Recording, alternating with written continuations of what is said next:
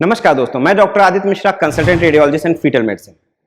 आज हम लोग एक बहुत इंपॉर्टेंट रिपोर्ट के बारे में बात करेंगे, जो कि आपके जान पहचान में लेडीज के पास ऐसी रिपोर्ट होती है और वो अल्ट्रासाउंड कहीं कराने गई और उनके रिपोर्ट में आ गया कि उनके यूट्रस में गांठ है, फाइब्रॉयड है। फिर उसके बाद उनके मन में चिंता रहती है कि ये फाइब्रॉयड उनके जीवन में कितनी अहमियत रखता है, क्या ये उनके सिम्टम्स का कारक है भी कि ऐसे ही फाइंडिंग मिली है। तो दोस्तों, मोस्ट ऑफ द टाइम ये इंसिडेंटल फाइंडिंग होती है कि कोई अल्ट्रासाउंड कराने गया, उनके यूट्रस में गांठ निकल आई। तो ये कैसे डिसाइड करेंगे कि जो यूट्रस की गांठ है वो इंसिडेंटल फाइंडिंग एसिम्प्टोमेटिक है कि वो सिम्टम्स के लिए में उसका योगदान है। इसके लिए तीन चीजें दोस्तों बहुत इंपॉर्टेंट है। सबसे पहली चीज है कि जो फाइब्रॉयड है उसकी लोकेशन क्या है यूट्रस में, कि वो जो यूट्रस की लाइनिंग है, इंडोमेट्रियल कनाल है, उस पर दबाव डाल रही है कि नहीं डाल रही है, कि वो बाहर की तरफ है। फिर दोस्तों उसका साइज क्या है, उसके बाद फिर उसके नंबर क्या है। ये तीन चीजों को अगर हम लोग ध्यान देंगे तो हम लोग एक्सप्लेन कर पाएंगे कि ये पेशेंट में सिम्टम का कारक है भी कि एक इंसिडेंटल फाइंडिंग है। ये तीन चीजें हम कैसे पता कर सकते हैं? बेस्ट टेस्ट दोस्तों लेडीज में है ट्रांसवेजाइनल सोनोग्राफी, अल्ट्रासाउंड। इसके द्वारा हम लोग ये चीज पता कर सकते हैं कि कितने फाइब्रॉइड्स हैं, उनकी लोकेशन क्या है, उनका साइज क्या है, उनका डिस्ट्रीब्यूशन क्या, सारी चीजें पता चल सकती है। और उसके बाद दोस्तों एमआरआई भी बहुत अच्छी मोडालिटी है। एमआरआई लोअर एब्डोमेन आप करा सकते हैं, उसमें इन चीजों की बहुत ही डिटेल और बहुत ही अच्छे से जानकारी मिलती है। तो दोस्तों जैसा कि हम लोगों ने देखा, मोस्ट ऑफ द टाइम ये एसिम्प्टोमेटिक है, कोई दिक्कत नहीं करेगा। अब बाकी जिन लेडीज में सिम्टम करता है, कुछ लेडीज में, उसमें सबसे कॉमन सिम्टम है हैवी ब्लीडिंग के।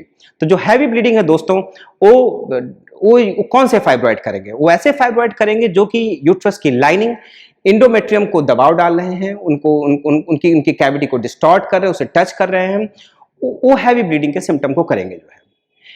और अगर कोई फाइब्रॉइड बाहर की तरफ है, मतलब मसल्स में है यूट्रस की, या बाहर की तरफ है, तो ब्लीडिंग की समस्या नहीं करेगा।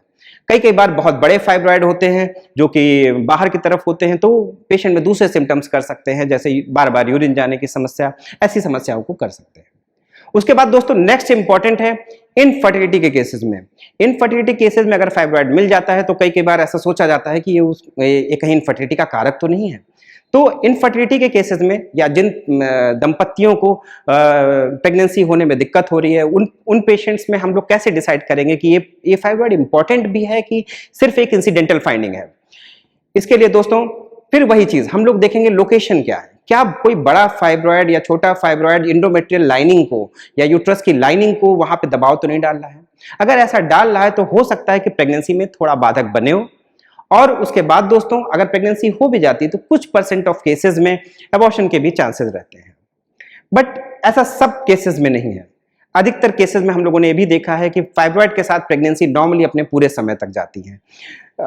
तो दोस्तों इसमें चिंता ना करें। अगर नेक्स्ट टाइम आपकी रिपोर्ट में फाइब्रॉइड आता है तो आप लोग रिपोर्ट में चीज पढ़ें कि उसका लोकेशन क्या है, उसका डिस्ट्रीब्यूशन क्या है, साइज क्या है, नंबर क्या है। ये सारी चीजों की जानकारी के बाद ही हम डिसाइड कर पाएंगे कि वो आपके सिम्टम्स का कारक है भी कि नहीं। और अगर आपको सिम्टम्स हैं और फाइब्रॉइड उसको नहीं एक्सप्लेन कर रहा है तो आपके डॉक्टर वर्कअप करेंगे कि कहीं कोई दूसरा कारण तो नहीं जो इन सिम्टम्स को कर रहा है।